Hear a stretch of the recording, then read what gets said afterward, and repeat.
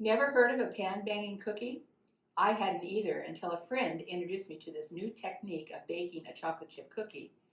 The cookie is gooey in the center with buttery, crispy edges. Meet my new favorite chocolate chip cookie. To make these pan banging cookies, you will need 1 stick of softened, unsalted butter, 3/4 of a cup of white sugar, 1/4 of a cup of brown sugar, 1 teaspoon of vanilla, 1 egg, 1 tablespoon of water, 1 1/4 cup of flour, 1/2 teaspoon of baking soda, 1/2 teaspoon of salt, and 4 to 6 ounces of semi-sweet chocolate chunks or chips. To get started, preheat your oven to 350 degrees and prepare your baking sheets with parchment paper.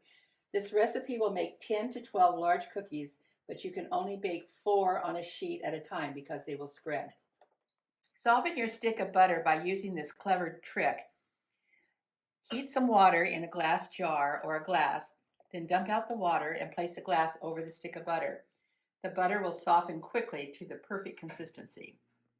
So you want to cream your softened butter to a nice smooth consistency. Now you want to just add your brown sugar and white sugar and cream it with your wooden spoon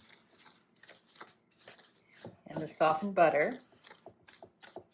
Once your butter and sugar is nicely combined, add your vanilla, your 1 tablespoon of water, and your 1 beaten egg, and continue beating until it's all combined.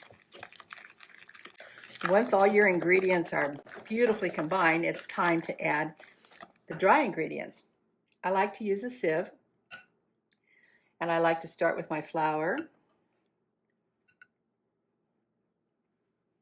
my salt, and my baking soda.